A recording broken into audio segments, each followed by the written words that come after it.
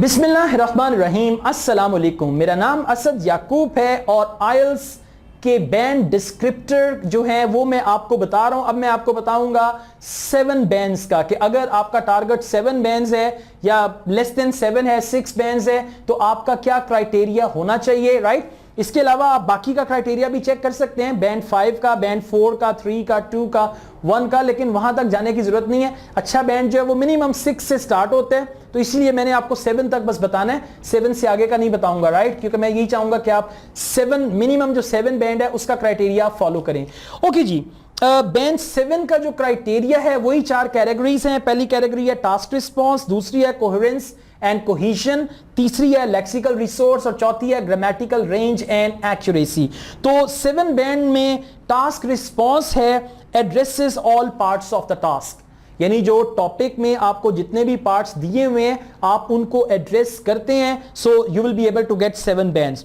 Then presents a clear position, आपकी जो position है ना वो क्लियर होनी चाहिए कि आप उस टॉपिक के हक में हैं या उस टॉपिक के खिलाफ हैं, यानी are you in favour of the topic और are you against the topic. So that is what this say presents a clear position throughout the response. पूरे ऐसे में आपकी पोजीशन क्लियर है, या तो आप उसके हक में हैं या आप उसके मुखालिफ हैं, या आपने एक दरमियान की पोजीशन जो है वो इख्तियार की हुई है, और ये आपने अपने ऐसे के शुरू में पहले पैराग्राफ में बताना है। अगर आप मजीद जानना चाहें तो मेरी वीडियोस हैं ऐसे राइटिंग पे, उनको जरूर देखिएगा इसके बाद, तो आपको क्लियरली सारा कुछ पता चल जाएगा।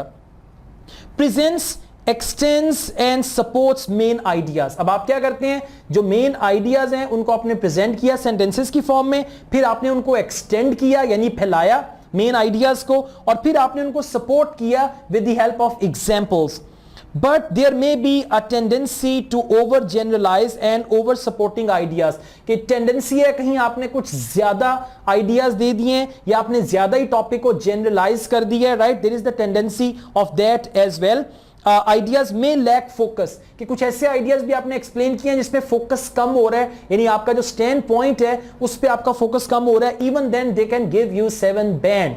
अब पता चल रहा है ना 7 बैंड कैसे आता है राइटिंग में, 8 बैंड कैसे आता है। इससे पहले तो आप आमतौर पे आप जाते हैं, टीचर को भी नहीं पता होता, या टीचर भी इतनी मुशक्कत नहीं करते आपको बताने के लिए कि अच्छा भी अगर 8 बैंड लेना है तो ये चीजें हैं, ये कर लो। तो ये जो मैं आपको चीजें बता रहा हूं, जो मैं आपको एक टू डू लिस्ट दे रहा हूं, इस पे आपने अमल करना है और आपका बैंड आ जाएगा।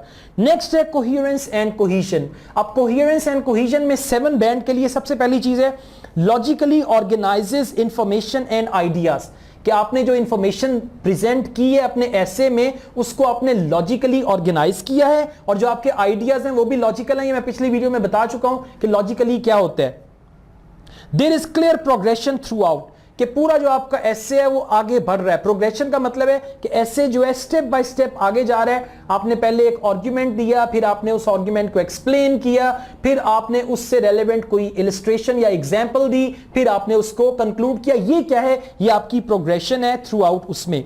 उसके बाद है बैंड 7 में कोहेरेंस एंड कोहेजन में uses a range of cohesive devices. ये मैंने आपको कहा था कोहेसिव डिवाइसेस आपने गूगल करना है, इसको सीखनी है, यूट्यूब से इसकी वीडियोस भी आप देख सकते हैं। appropriately although there may be some under or over use, यानी कुछ कोहेसिव डिवाइसेस को आपने कम यूज किया है, कुछ को ज्यादा यूज किया है, लेकिन आपने इनको यूज किया है तो आपको इसका मार्क मिलेगा।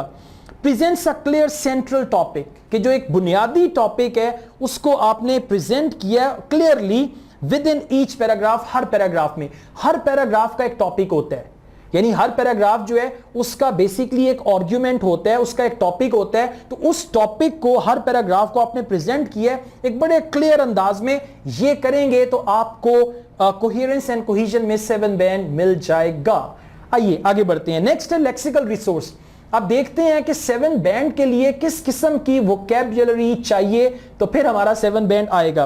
पहली चीज है uses a sufficient range of vocabulary to allow some flexibility and precision, यानी आप सफिशिएंट लैंग्वेज यानी वर्ड्स को यूज करते हैं, and then you allow some flexibility भी है उसमें, जो आपने लैंग्वेज यूज की है उसमें कुछ फ्लेक्सिबिलिटी भी है, एक की जगह पे दूसरी बात, दूसरे अल्फाज भी आप यूज कर सकते हैं।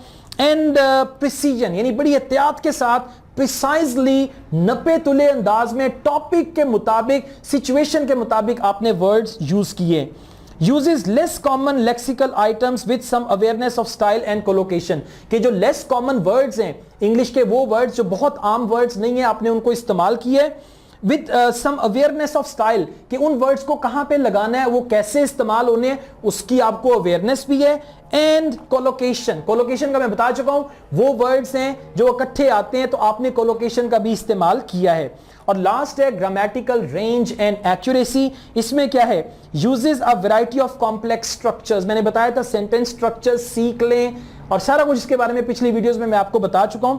uses a variety of complex structures, band score 7 के लिए आपका जो ग्रामेटिकल रेंज एंड एक्यूरेसी है, आपने कॉम्प्लेक्स सेंटेंसेस की वैरायटी देनी है एग्जामिनर को एक अच्छा बैंड हुक करने के लिए। अब ये क्या है, ये सारी बेट है, ये सारी वो जो कुंडी पे लगा के मछली पकड़ते हैं ना, ये सारी चीजें आप देंगे तो अच्छा बैंड स्कोर आप निकाल लेंगे। Produces frequent error free sentences के ज्यादातर जो आपके जुमले हैं ऐसे में उनमें मिस्टेक्स नहीं हैं, right. And has good control of grammar and punctuation, grammar पे आपका अच्छा कंट्रोल है, कहां पे पास्ट लगाना है, कहां पे प्रेजेंट लगाना है, पास्ट के साथ और कौन कौन सी फॉर्म्स लगती हैं, प्रेजेंट के साथ कौन सी लगती हैं, use of could, should, would, may, might and all that वो आप कर रहे हैं। और पंक्चुएशन आपकी ठीक है, और मैंने बताया था पंक्चुएशन को आपने इंप्रूव करना है, पंक्चुएशन पे एक वीडियो को ही देख लें, राइट।